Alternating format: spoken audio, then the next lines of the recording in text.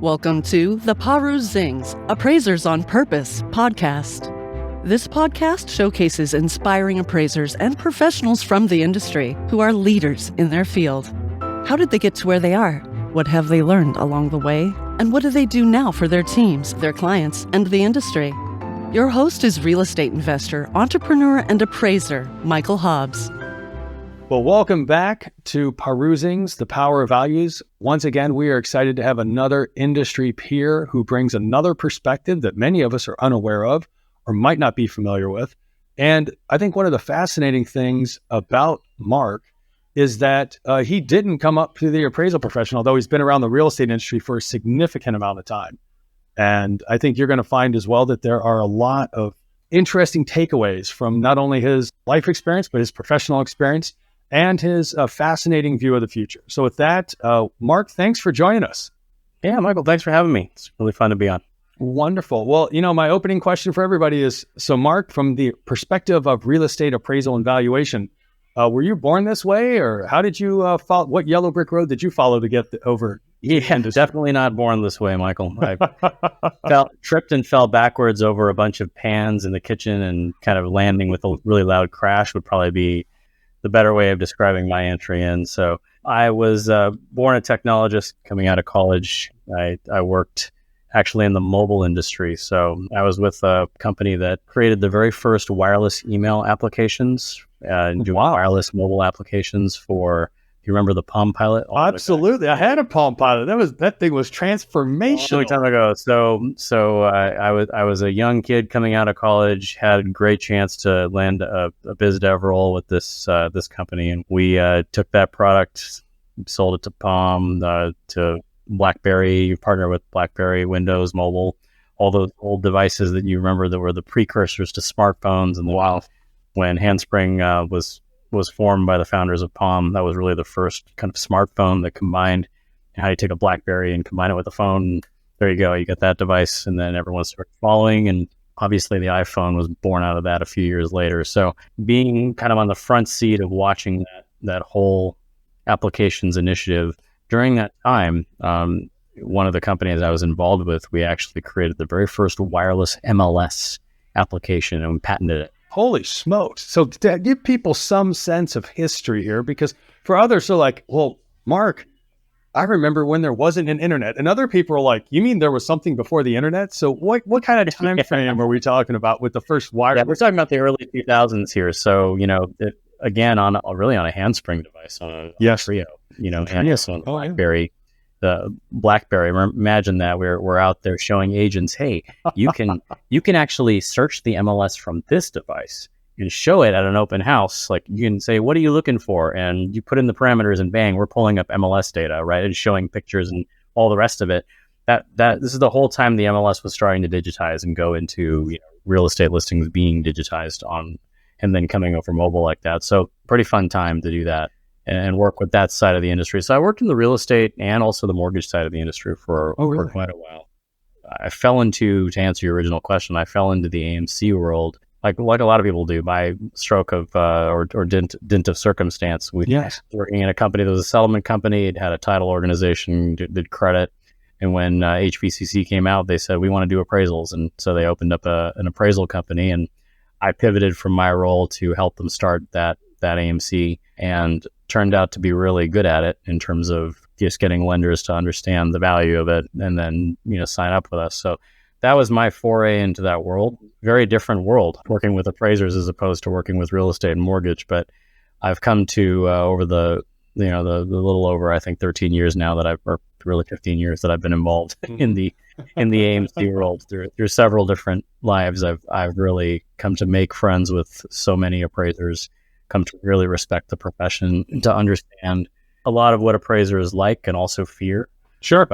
About change and about technology. And, that really informed what we did in Center in terms of, how we rolled out our vision of modernization at the time. I love that. I mean, and given what you've done at InCenter, and I think what's, one of the beautiful things about this podcast is, you graduated from university, you were headed in a particular direction, as you touched on, ended up starting out in technology. You're on the West Coast, so that's kind of a natural place where that could have come from.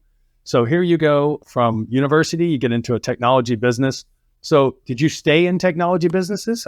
How did things kind of develop for you as a recent college grad and a young professional? Sometimes opportunities come your way. There are some people who seek things, and then there's people who have it thrust upon them. So in my particular case, right, I was a business degree graduate. I was looking to either be an accountant or do something like that. And then I joined a tech startup right as the dot-com revolution just wow. Right. So 1998, I take the rocket ride, right? I mean, you can imagine I'm doing college classes. I'm taking a final, and then I'm in another city doing a business deal, and I have to fly overnight to go back home to California to take my final the next day.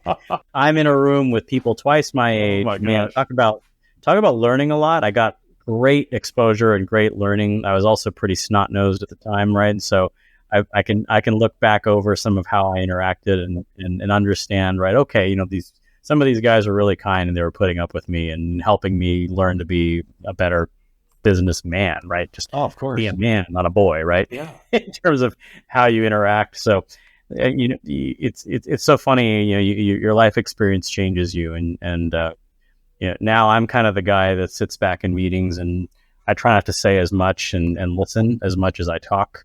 Back then, I was pretty much all talk, right? Because you're in your 20s trying to get something out. But you learn from those things. You learn from your mistakes, especially. And I believe as long as you're becoming a better person and you're able to look in the mirror and go, did I learn something today that moved me forward to being a better person, not just a better business person? If you did that, then you're making progress. That's a huge amount of progress to make. And to have, that foresight and early wisdom. And I commend you for not only sharing that, but also kind of looking back and being able to see it. So you get this opportunity to be involved in mobile right from the early start. What happened to that company and what came next for you? Did you stay in that company, or did you move from company to company around Silicon Valley, or how did that go? Yeah, basically as the companies got acquired, I moved, right? Oh, okay.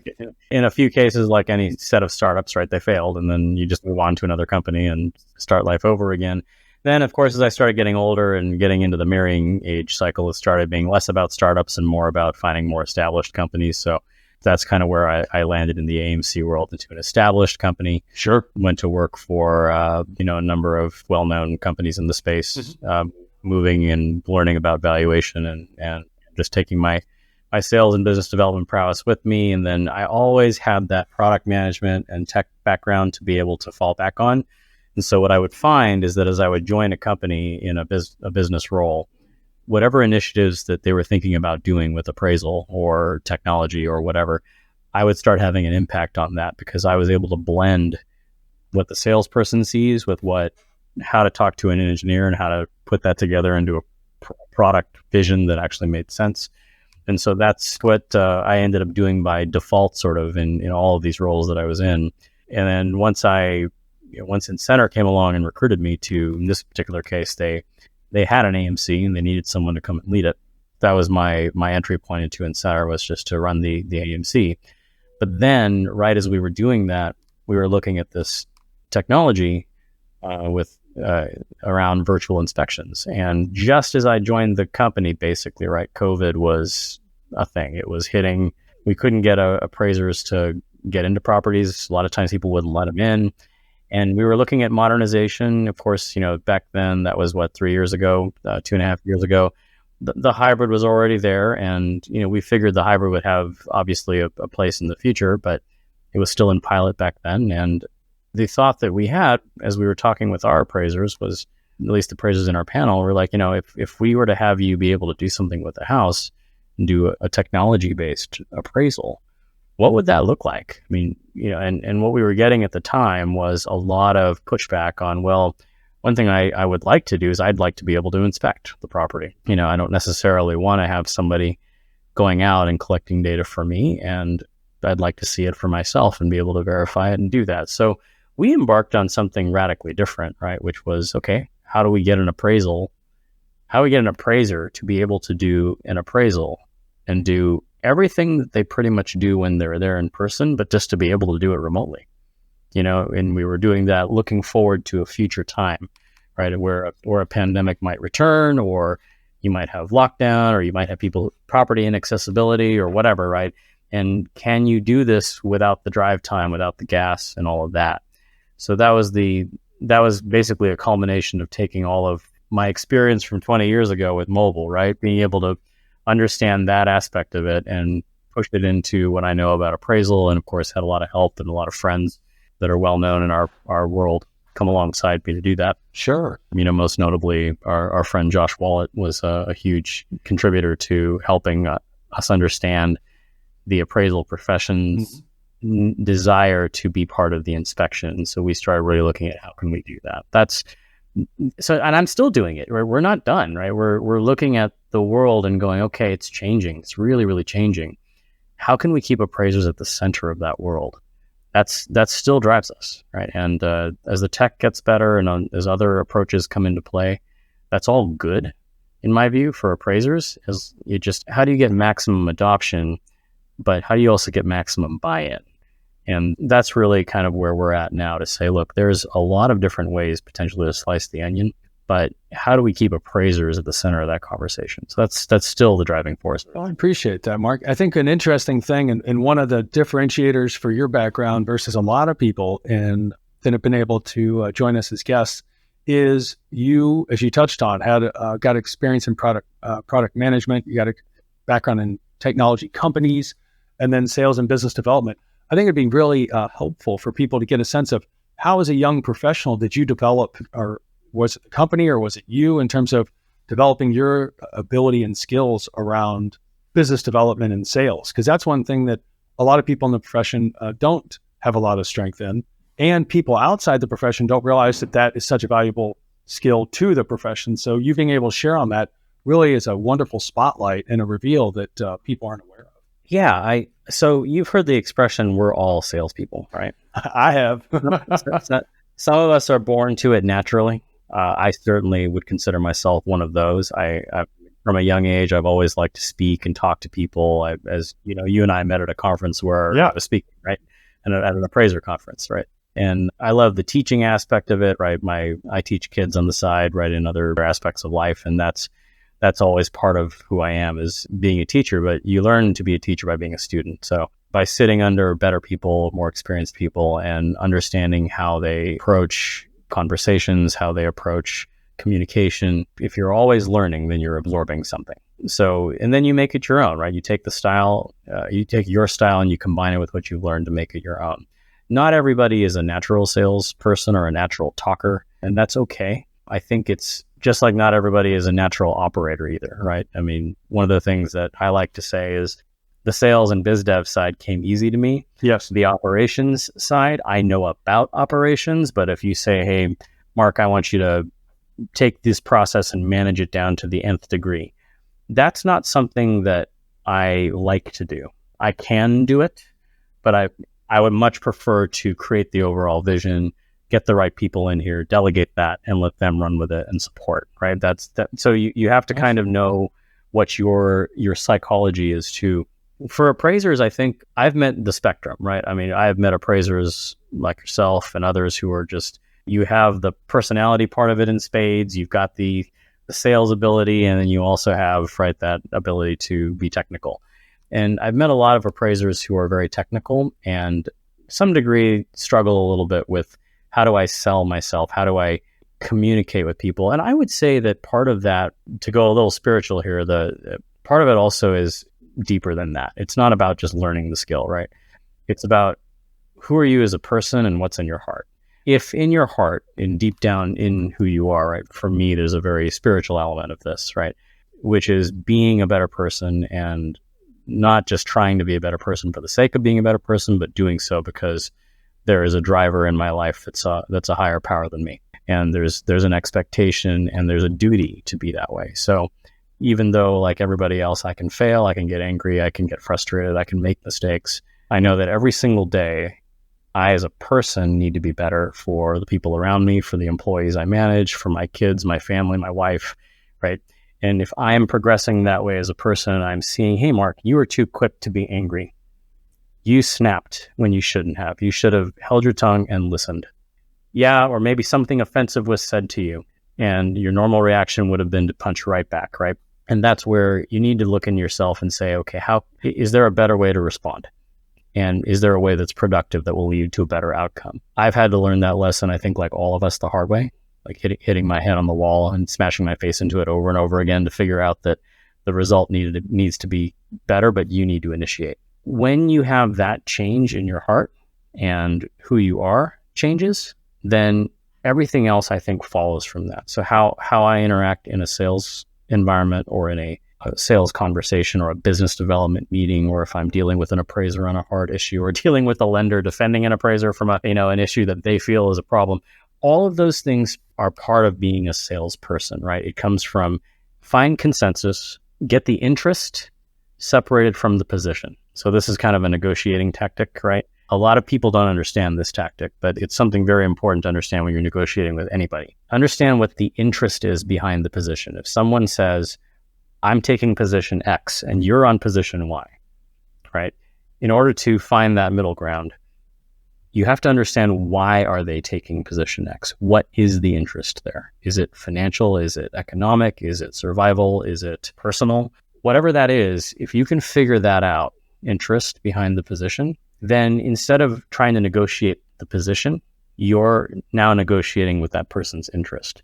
So a common one, for an example, in our industry, a lender might tell us, hey, we need the appraisal price in a state to be X. And I look at that and go, okay, so for me to make money and also be able to service this person properly and pay the appraiser a reasonable wage that actually is fair to them, right? Then the price has to be Y, right? Not X. But why do they want X?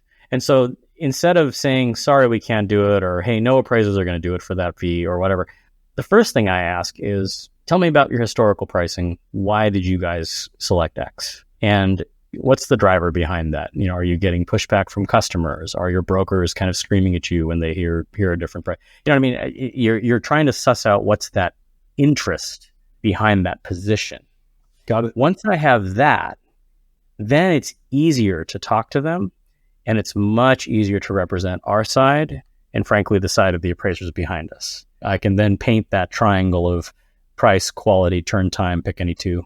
It's a practical thing here to flesh out your example, that I don't want to shortchange our appraisers, but I also don't want to ignore that lender's real fear. There's something there, right? And that's what sales is in a nutshell. It really is parlaying between interest and position and trying to find, wherever you can, trying to find a win-win. Yeah, no, I think that's an important, what we call upper level skill that a lot of people may have a sense of, but they may not have had the privilege of have training in that, or being in an environment where they get to observe that occurring, and that both being actively involved in something that's going on, but that ability to also step back, much like some points in sports, you're on the field playing. At other time, maybe even during that exact same game, you're actually on the sideline observing, and you might be going back in, or you might be staying out on the sideline, but you're still fully a part of it. I think what's also interesting about that, because your background came up through technology and through business development, establishing relationships, in some cases, significant relationships across continents, if I'm not mistaken, which is phenomenal. I think people would really appreciate kind of hearing that experience. I mean, so it wasn't as though you were sitting in the West Coast and you were just talking to people on the West Coast. You were literally, in some cases, involved globally. That would be fascinating, just maybe hear a story or two of your experience along cultivating those type of opportunities, relationships, growing business. Yeah, and I'm kind of doing the same thing right now.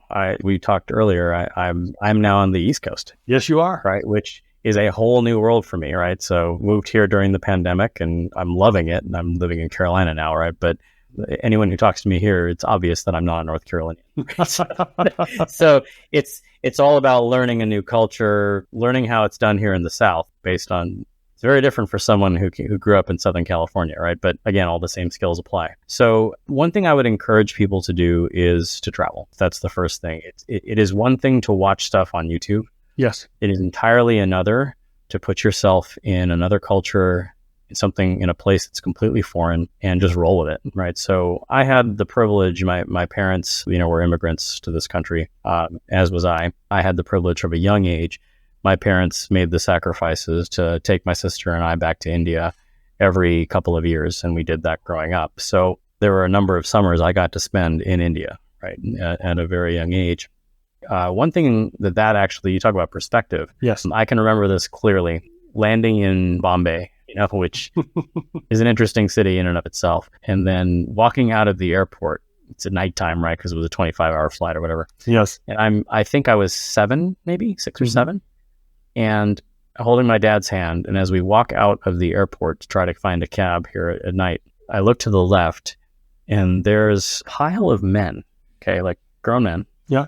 They're all wearing pants that don't fit them. They're all barefoot. They have shirts, short sleeve shirts like this one on, but all grimy and dirty. They're all grimy and dirty. They're all lying on top of each other. Outside of the airport. Right there. And they're clearly workers. Mm-hmm. They're just lying on top of each other. I asked my Dad, why are they lying on top of each other like that? The guy at the bottom must not be able to breathe. But they're literally like pancake. And he was telling me, that's how they keep warm, because those men are probably homeless. They don't actually have a home. They're just working, right? Day laboring or whatever. And I tell you, you see that, and that made an impression on me for the first time, and it made me appreciate America. So that's the first thing I'll say. When I came back, we went to a McDonald's and went through a drive-through. I was like, yeah, didn't see anything like that back in India, or at least at the time. Right? No, not at all. You go today, you can get that, right? Yes. Back then, 30 years ago, no. It gave me an immediate appreciation for that. But then you talk about culture and interaction, right? So fast forwarding to business, right? I remember, I'll give you a great example. This one was a shocker for me, but it was my first expose to Japanese culture. So this is back again during my wireless time. We had a mobile application that was basically a precursor to something like a Twitter or a Facebook. Oh, okay. And so we were presenting to NTT Docomo, which is the largest Japanese wireless carrier, right? And Docomo was very, very well known in those times for really pushing the envelope on social apps and things like that on mobile. And so they flew from Japan to meet us here. And so we were in a conference room with them. They all walked in, all bowed, all shook hands. We had been instructed to bow when you meet them. And the guy who was the real boss, he sat down. We sat down. His surrogates were actually the ones talking and negotiating with us. And I noticed the entire time, like literally when the meeting started, this is what this guy did. Okay. And remember, this is like a senior VP of Docomo. Right? Okay. This is exactly what he did. So right now, for people that can't see you, because this is audio, not video, is you closing your eyes and kind of putting your hands on your chest and just kind of leaning back. Looked like he was totally like nodded off and it was just taking a nap in the corner, like your grandpa in your armchair. Oh my! And I was looking at this. I kept looking every 5 minutes. I was glancing at this guy, going, "He's asleep. Like literally, he's not even paying attention. He's totally asleep." I was like, "Okay, well, whatever." Kind of awkward and weird for us, right? Again, remember, we're kind of in our mid-20s, like we're a young startup. Just all of us guys are like, we're Silicon Valley. We're just like, you got to be like that. And then there's this guy in the meeting just sleeping, and we're like, okay, wow. Either he's bored out of his mind or he just went to sleep, and this meeting's going nowhere, right? An hour later, we get up. He suddenly kind of gets up and he bows and walks out. And then I turned to one of our advisors who had arranged the meeting, and I was like, what just happened? Yes. Why was that guy sleeping in our meeting? Mm-hmm. He looks at me and he's like, Mark, he wasn't sleeping. He was listening. Oh, of course. I was like, oh, because that's what these high level guys, that's what they do. They have their people talk for them, but he was listening to absolutely everything and making decisions, right, at the time. I, as a Westerner, was looking at that and going, this guy's being rude. Yeah. So just to, since our audience is primarily appraisers, right, let's talk about that. And those of you who appraise in areas like LA or where you have a diverse cultural populations, you kind of understand some of this or you experience it, right? But people interact very, very differently. What is acceptable to one group of people is offensive to another. It's not like you have to learn every language, but by understanding some level of customs and cues that certain cultures give off. Like, for example, when I traveled to Manila, what year or decade? That was in the 90s. In the 90s, okay. I actually went there for the first time on a missions trip. I was playing basketball as well with athletes in action. Oh, okay. You're at AIA, and then you go to the Philippines in the late 90s. Yeah, got it. In the mid 90s. But mid-90s. The first thing I noticed is everybody, men and women, were kind of like doing, again, most of your viewers can't see this, but they're doing this. Yes. They're flexing their eyes. Yes. At me. Yeah, like your eyebrows were popping up. You're like, what's going on? As soon as they made eye contact, eyebrow pops up. It's the same look that we give here in America. We'd say like, oh, you're super shocked, or you're trying to ogle somebody, right? Yeah, you're like your eyes. I was like, did you see a ghost? Like your eyes get really big and your eyebrows go really high. Or wow, she's really, really cute. And you click. Someone caught your attention. Yes. And so I was like, why is everybody doing this to me? And then I realized, I talked to someone else, and they're like, this is how they say hi. They're saying hi to you. Really? They're just greeting you. They're just like we would wave. That's their wave. They don't use their hands. They use their eye expression. That's fantastic. So again, if you were ever to appraise the home of a Filipino family, right, and a traditional Filipino family, and maybe the kids are Americanized, and so they say hi and they greet you, and then you're introduced to someone older in the home, they might just do that with their eyebrows at you, and you're like, what? To your earlier question, and just to kind of wrap that, travel a lot, if you can, get out of your culture, get out of your comfort zone, meet, learn new people, new things, and it'll give you an appreciation for not only how to interact better with people, but also just to appreciate the way that things are done, in different cultures. I think it's all a growing experience. I think that's fascinating. And I started traveling when I was 9 internationally, playing sports. So for a whole different reason, but it is so wild, as you've touched on, to recognize for myself that, look, the way I view the world is the way who I'm surrounded by. And as I expand the circles of my interaction, it expands my understanding and awareness. I very much appreciate that. We happen to be in Chicago. We work in a lot of markets, but we happen to primarily be in Chicago, and there's a lot of different cultures here. And I remember the first time I walked into a home that was in Chinatown, and they did not speak English, which I was familiar with, but in different cultures that didn't speak English. But in this case, I blew all the cues, like the bow and or greeting and really the solemnness of it, and the, what word will I use? The preciousness of being essentially invited into the home. The sanctity of their house, yes. I didn't understand the importance of the number 4 and the direction of the sun. I learned it quick. Yeah. We reached out for help, and it's the benefit of relationships and mentors. And I'm like, hey, I just went and had this assignment. I think I missed some things. And they're like, well, what was the address? And what was the unit number? And then where is the property? A lot of Chicago's north-south in the city as both the suburbs.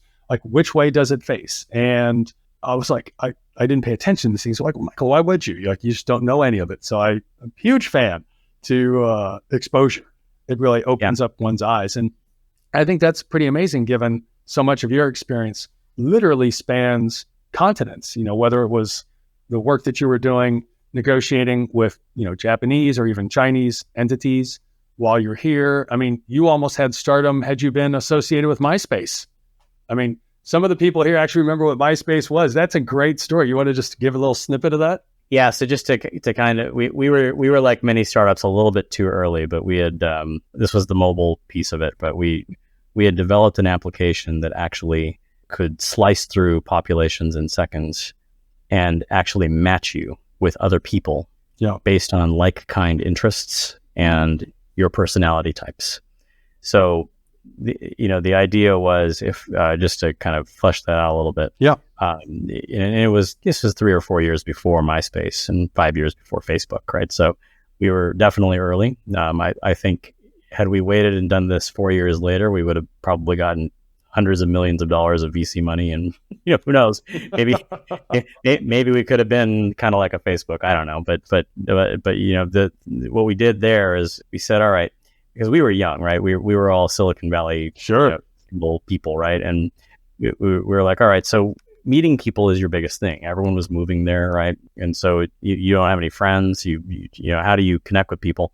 And so we had actually built out this site called freeforlunch.com, which was our test bed for the tech. We actually had like 500-600 people sign up. Oh, wow. And just virally sign up and put in their profile and then meet people, not for dating, right? It was, it was for activity, right? Like hey, it was like today we know it as meetup.com or something like that. Yeah, I'm into basketball and novels, and how do I meet people who like basketball and novels so I can hang out on weekends with cool people? Or I like deep dish pizza, or I like dim sum, or I like something else, right? You know. Now the trick, the algorithm that we built and patented, which is still to this day amazing to me, even 20 years later, I think about it, right? Is if you take the dating model, like if you've ever been on a match.com or something like any. Well, I'm happily married, Mark, but thanks for everybody else out there. They might know a little bit more about this than me, but please explain it.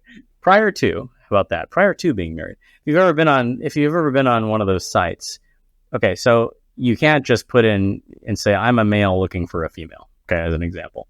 Well, okay, that's great, but there's like 50,000 males and 50,000 females there, right? Are you gonna get interest from all of them, or how do you find like the 5 or 6 people that might be the best possible fit for you to think about dating? The answer is more questions. So okay, now you have to start asking this whole litany of questions, right? About who you are, what you like, where you live, what are your interests, blah blah blah blah. And if you've been on those sites, it can sometimes be many dozens to hundreds of those questions. But they're making you go through that for a reason, because as you sit there for 2 hours filling out these profiles and answering these questions, they're narrowing the field, right? To try to get you sort of to the top 100 matches that you could start browsing and then potentially connect with.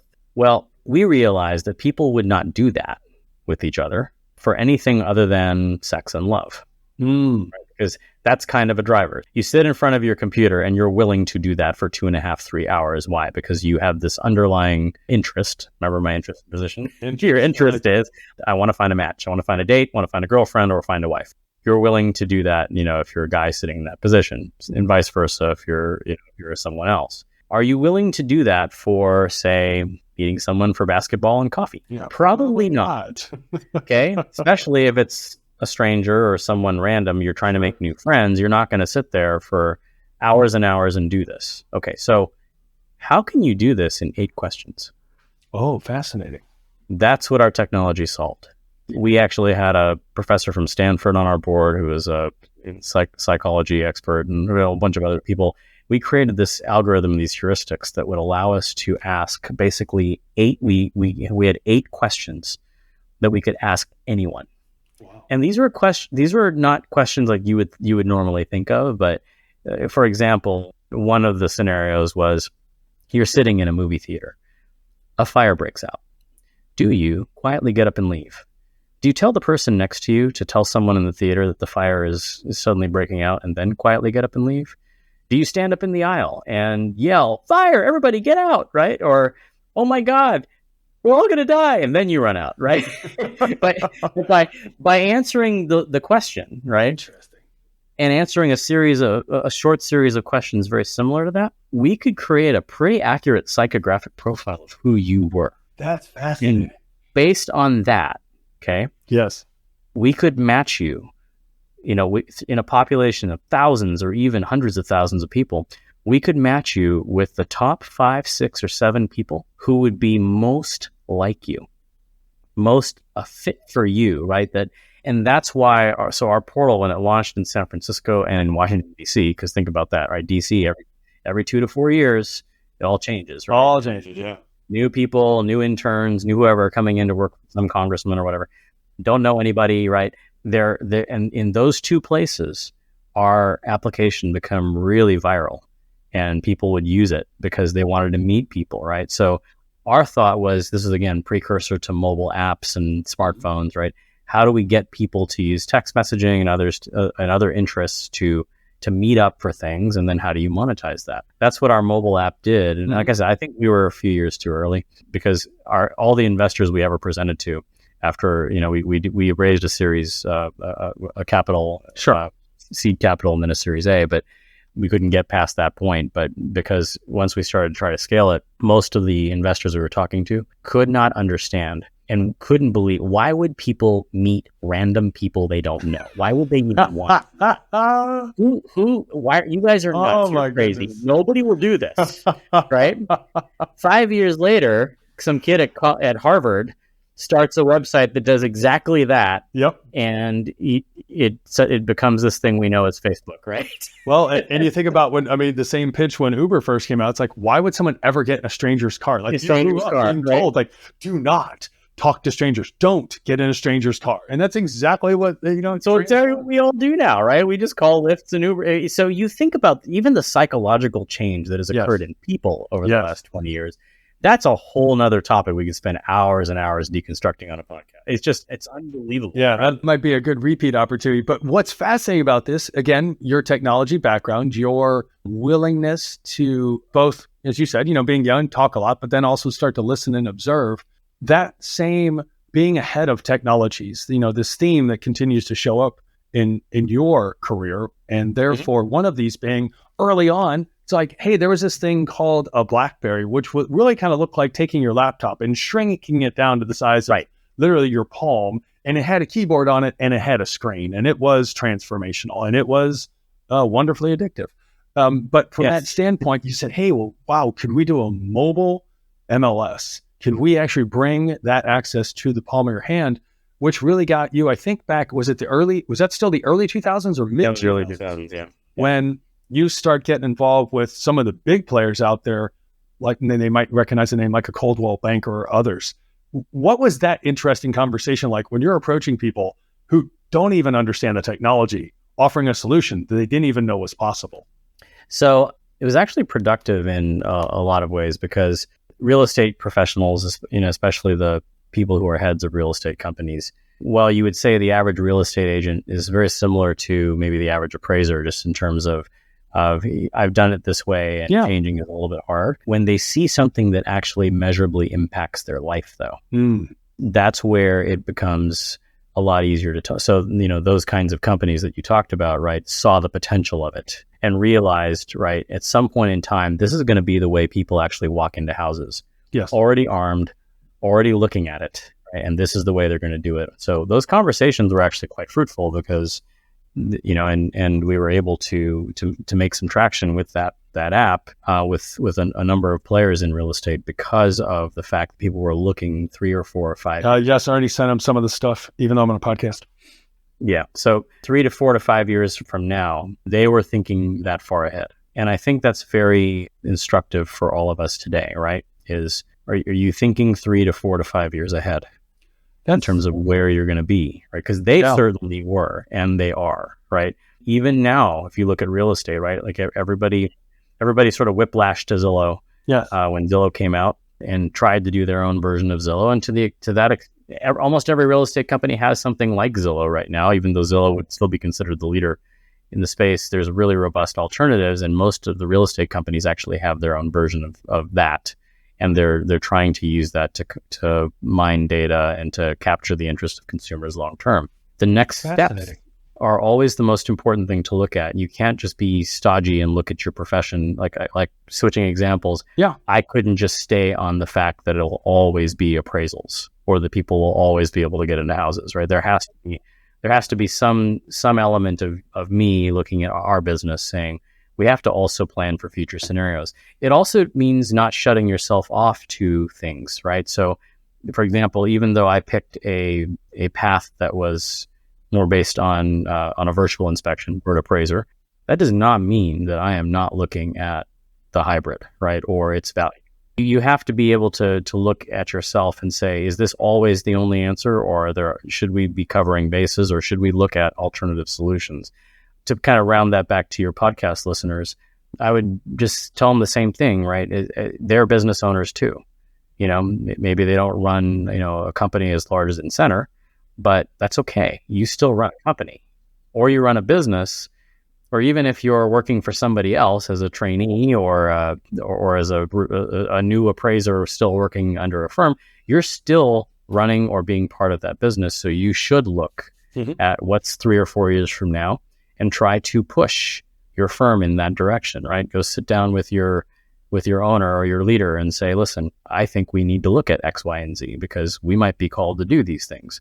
If the answers you get back are, no, we'll never do that. We're never going to change. We're always going to stay the way we are. Yes.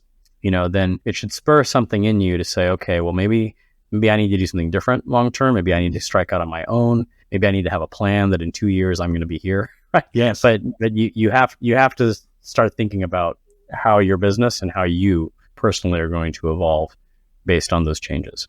I appreciate you sharing that. I think that has nothing to do specifically with the industry, and it has everything to do with the industry, but it really, more importantly, touching on something you shared a little earlier, there's a sense of what is your purpose in life? I mean, heck, it's biblical even, without vision, people perish. So what is it for you as an individual, maybe you as a person responsible for the lives or mouths or hearts of others? What is it that you're doing to ensure that you're not still doing the same thing in 10 years? Because as we know, and it's a bit overrun, but it's like the only thing constant is change. And from that standpoint, I think what's fascinating, because you're one of our few guests who can speak to what's it like. I mean, so you get exposure to this, you end up having an opportunity to work for another well-known company in the industry that represents multiple value points to clients around title and appraisal and technology services. What's it like sitting down in those kind of conversations? Because a lot of people from an appraisal standpoint have no idea, just because they're not exposed to it, and they probably never will be, that yes, it's an important piece of our process, but from a lending conversation, there's a lot of important pieces that go on. And you were responsible for developing relationships with many clients, providing those kind of bundled services. Absolutely. What does that conversation sound like at just a high level without, of course, you don't need to name any names. Yeah, no, that's a great question. And I'm going to give you an internal and an external perspective on that question. Okay, so the internal perspective is something I've learned from my boss, who's the president of all of the in-center companies. Also, our companies are structured that we have our ultimate parent. All of us are presidents running our own companies. Oh, I see. We do. We have autonomy when we run our own companies. However, we are all part of the same team. And so my boss is very intentional. This is the internal part. Very intentional about getting us together regularly. We don't just live on Zoom, right? So every couple of months, we go to a city, one of the host cities, as we call them. Sure. We move around to the different companies at HQs and do that. Or sometimes we'll even pick a random spot that no one's from and just go there. Just go there. We're there, and it's an intense 2 days. It's wonderful. But we sit in a room for about 8 hours. We go through everything, right? Strategy, financials, all the rest. But one of the most important parts I would say the two most important parts of that are not just giving updates to each other on business and all the rest, and finding out how we can cross-sell and support each other, which is it's very important. Yeah, it's important. The two things that are my most favorites about that, one, we have a crazy ideas session. Really? And my boss runs that. He basically says, all right, close your notebooks, here's a whiteboard, put out your ideas on how we can grow this year, or how you can help grow someone else's business this year or whatever. And it doesn't matter how harebrained or crazy it is, it goes on the board.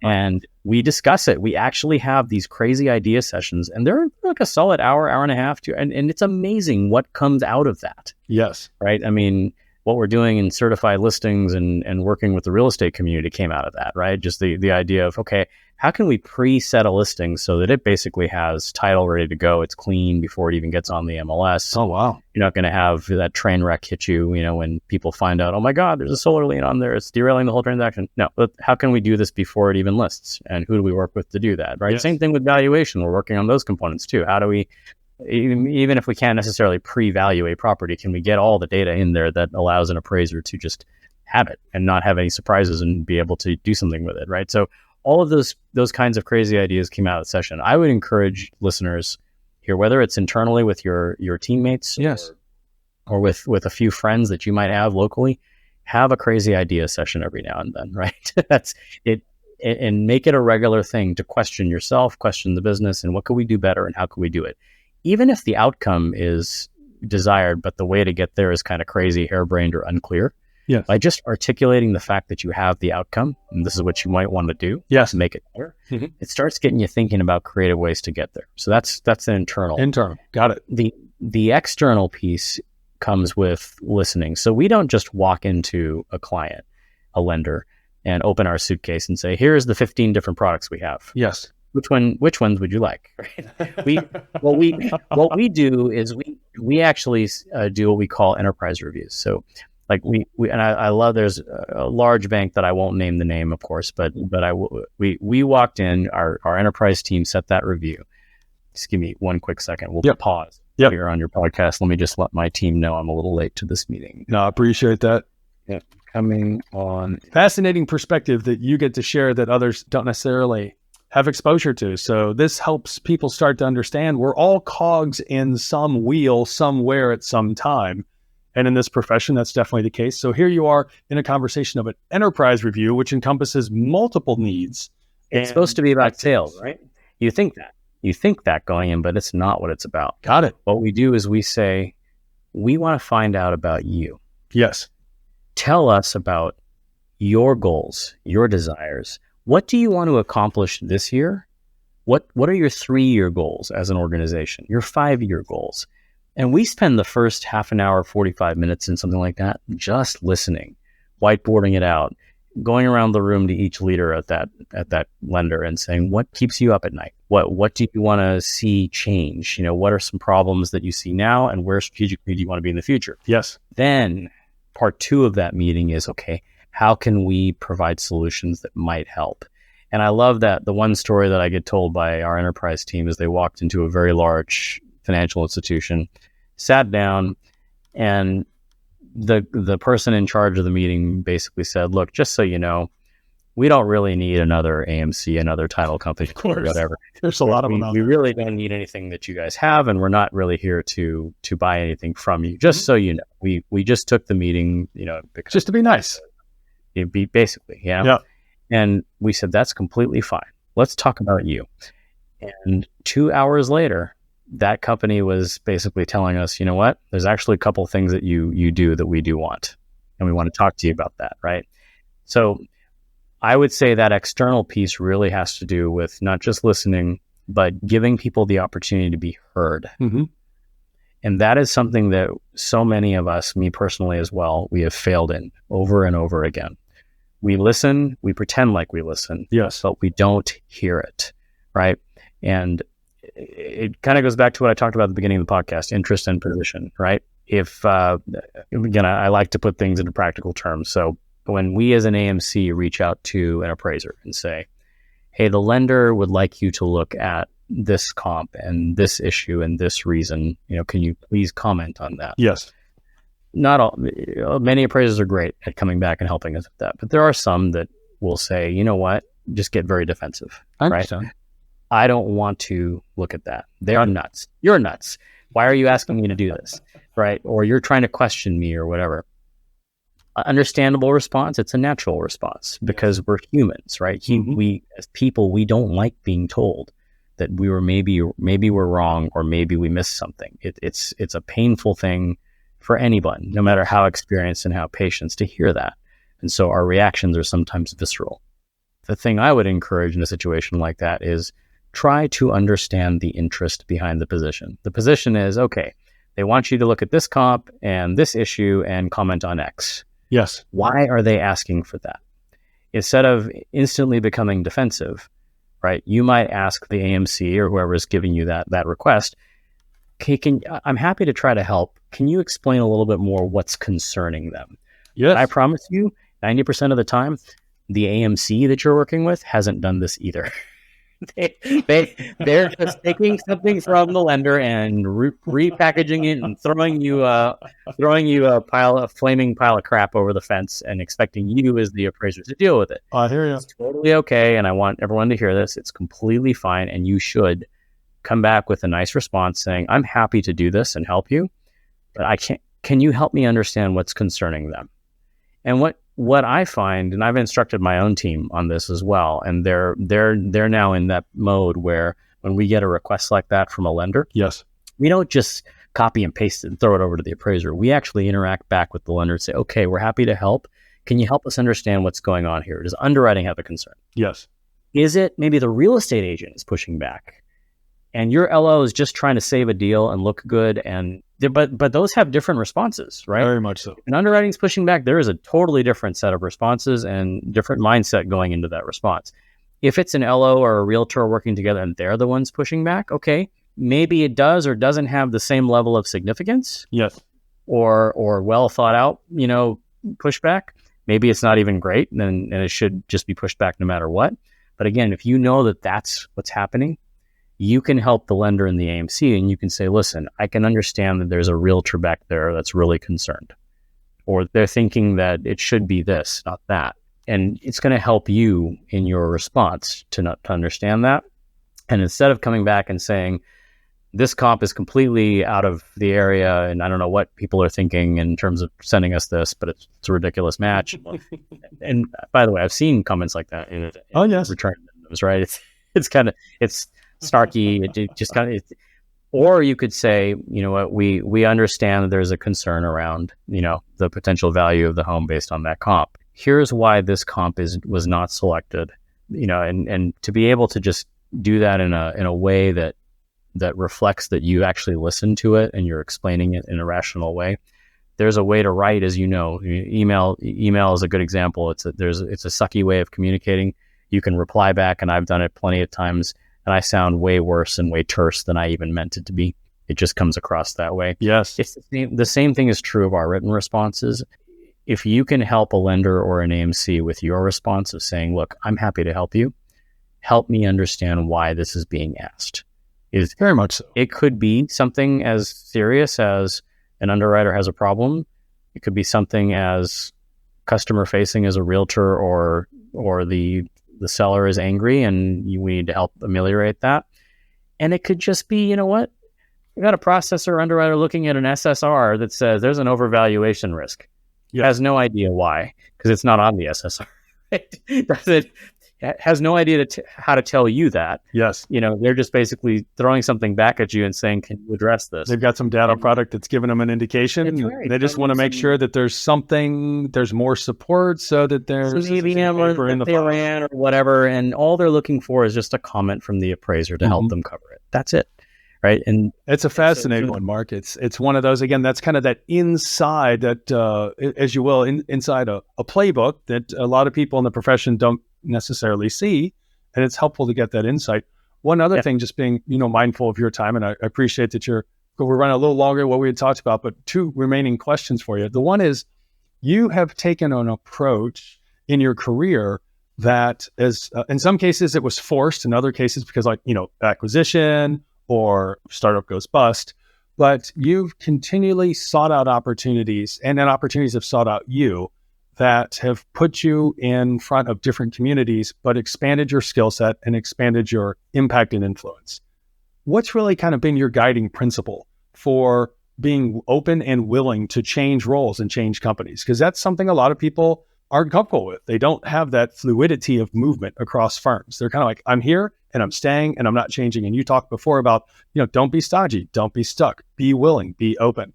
But what else what else can you kind of point to? Because you've had a very interesting career. Yeah, that's an understatement, but yeah, I think, and it's a hard question to answer because it's the answer is different for everybody, right? I'm a risk taker by nature, and I like pushing the envelope.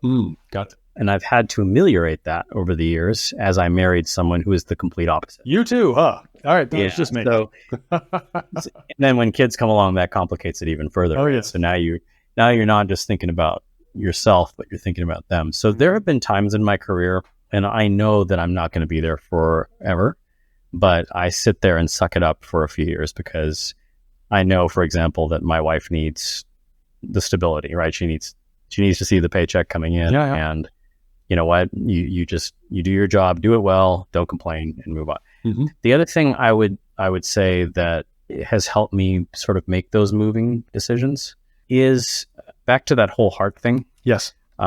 As part of becoming a better human and growing, one of the things that you do is it changes who you are as well. When I was younger in my career and I was unhappy at some place, I was one of the people who would, I was about to say the B word.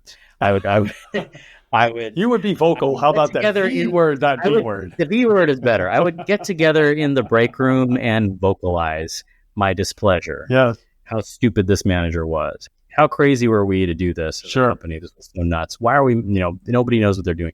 I was one of those people that contributed to the fire. Got it. Because it just sort of made me feel good. And also it's what people do. It's just natural, right? Later in my career, I've become more cognizant of the impact that has on everyone, including myself. Because I didn't know that at the time, but it was actually not cathartic. It was actually making me more bitter to keep recycling that over and over again. It was getting unhealthy, and it became unhealthy, right? I've now looked at it as saying, okay, if I really want out of a place because it's not conducive or healthy for me, do I help or hurt myself and others by contributing to the unhealthy? Answer is probably not. So that's where I can quietly start looking at other opportunities, setting myself up for the right one, and then trying to leave well. I've left badly before. I have. And I've, again, learned lessons from those. I've also left well before. And it is better to leave well than it is to leave badly. It is there, and leave on good terms, not bad. And even if you think that wherever you're leaving is just one of the worst run places ever, there's no value in you going out there and throwing grenades on the way out the door. That's an important. There really isn't, because there will always be, especially in an industry like ours, which is pretty small, there's always that chance you run into those people again. So I would definitely recommend that as kind of a, you asked about how do you change and how do you move? Yes. It's about keeping yourself open, but it's also about understanding that how you behave in the moment dictates where and how you will move. So from my perspective, it's, take risks, but try to be a good person while you're doing it. Thank you for sharing that. And of course, we have kind of our wrap-up question we like to ask everyone, and that is, what are you excited about in the industry right now? What are you looking ahead to? I mean, your technology background, you're a technology-forward company, but I'd love to hear it in your words, whether it's about like life at large or the appraisal industry particularly, or the multifaceted solutions delivered by InCenter. But what would you like to share, Mark? Yeah, I think I have a lot of positive expectation for the next few years. Mm-hmm. I do think we've all been saying that the appraisal industry is changing or due for a change. And we've been saying it for the last number of years. But I will say that now, here in this year in 2023 and 24 and 25, it really is going to be a pivotal change, right? And it's going to change how appraisers do things, and it's going to change the way appraisers do things. Here's my encouragement on that. And what I hope to see the industry do. First of all, as most people know who follow me or follow our company, we believe that virtual inspections are a major part of the future of the industry. Got it. Virtual. We think that virtual technology allows appraisers the ability to maintain their control over inspections, to see and view what's happening at a property in real time, to understand its condition, and to be able to analyze it without having to necessarily drive there. We are not one of those companies that says that's going to replace everything. There's a time and a place for physical inspection, and there always will be. But we believe that the virtual inspection has the most growth potential for an appraiser, because as a practitioner, right, you want to be able to not only value a property, but you want to be able to see what you're valuing and what you're inspecting. So we've been working hard with, and the GSEs deserve credit for this. In my view, they've allowed the desktop appraisal to become permanent policy.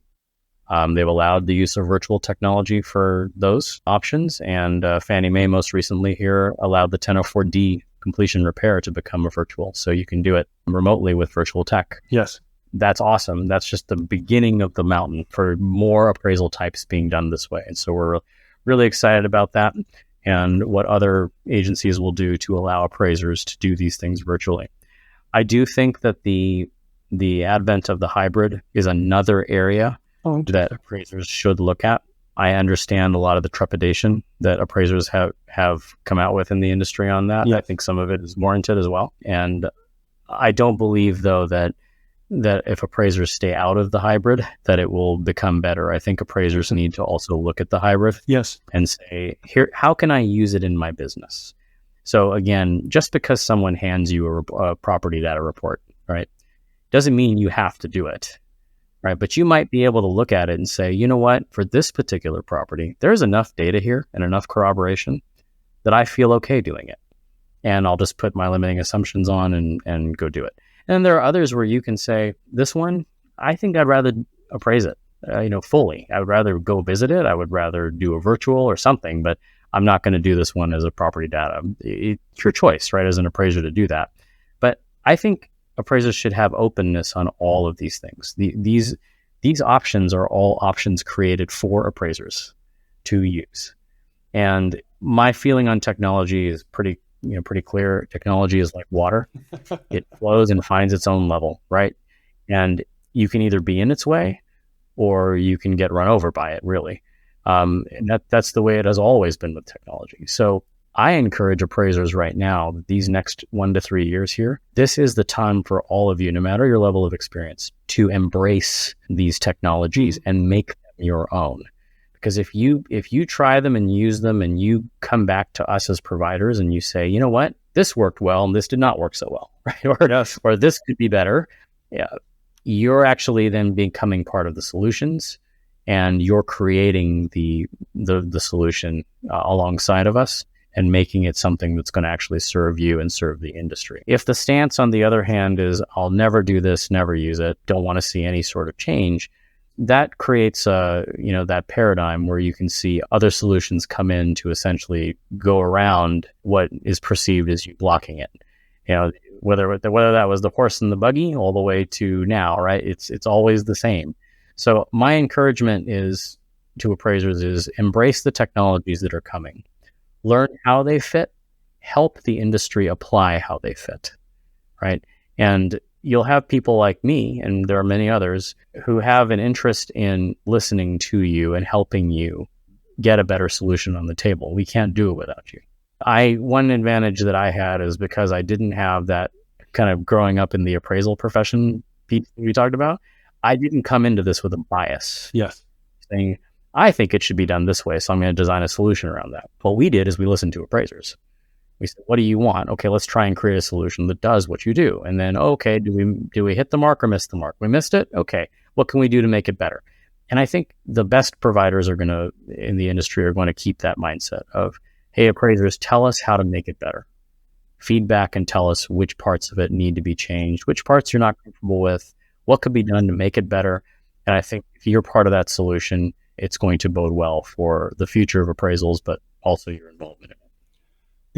I think that's, again, a great example, not just in this particular industry, but in life. And I think you, coming out of technology background, moving through sales organizations, the importance of applying all those together, great reference all the way back to, I think it was in 2000 when Clayton Christensen published Crossing the Chasm. Uh-huh. That book was such it's a bit of a PhD kind of read, but it was a phenomenal book that talked about the same things you touched on, whether it was going back to the precursor to mobile being MLS being mobile and being actually accessible on your device, whether it was that matching technology that preceded MySpace, that preceded Facebook.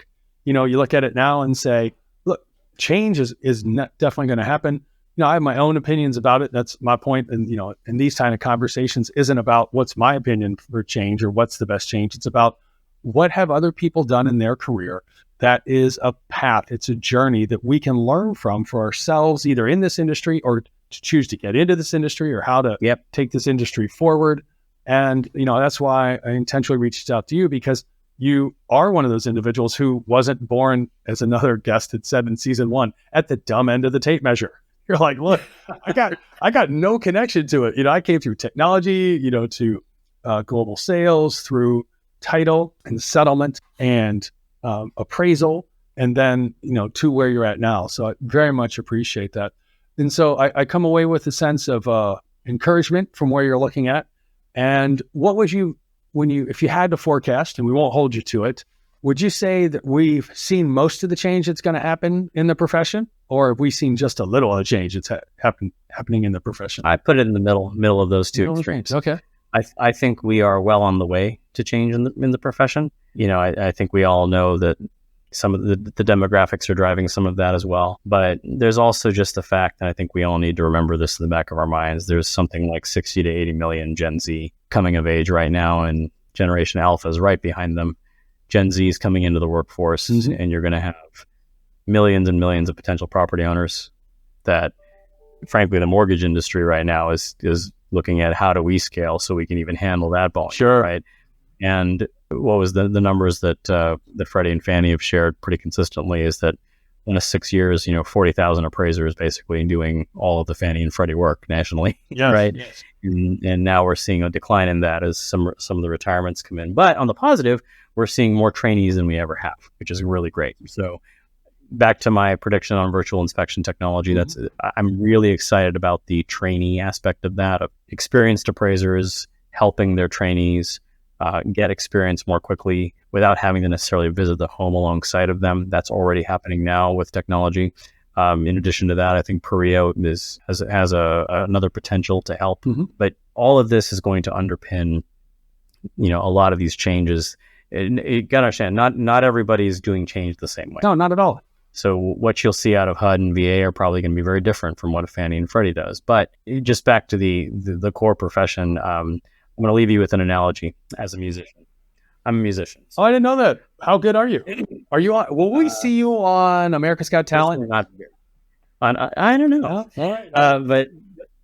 But certainly at Val Expo, if they do Appraisers Got Talent, then we'll see. But that was pretty fun that year when we saw That's that. good.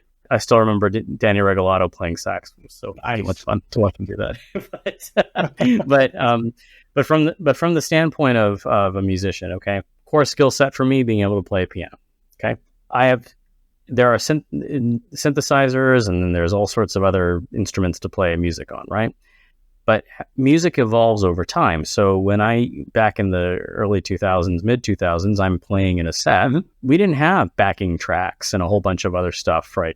Creating noise, or it was old school. It was whoever was on stage playing whatever, that's your sound. Okay. That's your sound stage. That's your sound stage right there. Now, if I go play in certain venues, there's like an iPad running 15 different tracks of background music and pads and effects and whatever. And then we're all playing over that, and we're all playing to a click. Yes. Okay. That's fine. That means the music sounds different and it's more full. But does that actually change what has to be done underneath to make, to make the song feel alive and sound dynamic? No, you still have to have a musician playing the keyboard or playing the bass or playing the guitar, because that's where the life of that song is in the live play, not all the backing tracks that are making noise in the background, but it's the actual musicians, right? Yes. That and what they're doing that actually make you want to pay for a ticket to walk in and see that concert. So the same thing is true in my view of the appraisal profession, right? You guys are like a musician. You have the core skill set to bring valuation to a property problem. How that gets done in terms of gathering data and inspections and everything else, there's going to be lots of different ways to do that. But the core value that everyone needs, that people want to see, and this is also another encouragement to appraisers, don't underestimate your value to a lender. I hear a lot of talk about, they want to replace appraisers. Appraisers, will never, they'll be doing this on a computer soon. You know what? Honestly, outside of all those data tools, they need you for your experience and for your opinion, but they also need you because you're a partner to them, right? Lenders want to be able to say, I didn't just make this up. A professional property appraiser obtained, the value or the value range for me, and we counted on their expertise to do it. I think the industry is not going to give that up, just being very candid with you. And as the risk environment increases, as potential recession sets in and then we come out of it, you're going to see a lot of the major lenders and servicers and banks still come back around to, we want an appraisal in this transaction. And there's reasons for that. It may be a different kind of appraisal, right? Of course. In some cases. Maybe it's a hybrid, maybe it's a desktop, maybe it's a full appraisal, maybe it's whatever, all three. But you are still going to be part of this process because they need you. So don't underestimate your value. Have a positive outlook on what you can contribute, because you're going to be contributing for years and years and years to come. Well, Mark, again, we just want to say thank you for your perspective. Thanks for sharing a little bit of your journey, fascinating as it is. As you said, coming in from a whole different perspective, you just wanted to get an accounting job, and here you are, far from that. Far from it. But I was honored to be on here. Been great getting to know you, Michael, and obviously just love what you're doing here with this podcast. And I hope it was. I hope there's some nuggets in here that were helpful for your listeners. I would say yes, but we'll allow the feedback from the community to do that. We're grateful for so much feedback of people saying, hey, I heard something that was interesting for me. I shared it with a peer, and peers are like, I don't even remember who shared it with me. Actually, a couple people did. So we encourage you to continue to do that. And as we have here with Mark, we seek out perspectives and opinions that, you may not get an opportunity to connect with, but through the power of technology, another way we could be doing these podcasts. So thank you again, both Mark and to all of our listeners and all of those who are, doing what they do to continue to strengthen the industry and both bring in new talent, whether that's brand new or people like Mark who came in much later in life and brought more opportunity for the future. And I think my personal opinion on all this is I think the appraisal profession could do what the accounting profession has done. And over the years, they've only minted more and more and more CPAs, not less and less. And the main reason is because they continue to add more value to the clients. And they expand the scope of how they define what they do. So I'm really encouraged by this. I come away with a lot of ideas. Mark, I want to say thank you for that. And everybody, have a great week until our next episode. Thank you here from PahRooZings, the Power of Values. Thanks for listening to this week's episode of PahRooZings, Appraisers on Purpose. We hope you enjoyed learning from the amazing life paths and achievements of our guests. Don't forget to like us on LinkedIn and other podcast channels to hear more from appraisers and valuers regarding their life and their work. If you have any suggestions or questions for future episodes, we'd love to hear from you. Just send us a message on LinkedIn and we'll be sure to get back to you. Thanks again for listening, and until we're together again for the next session of PahRooZings, Appraisers on Purpose, create the change that you seek.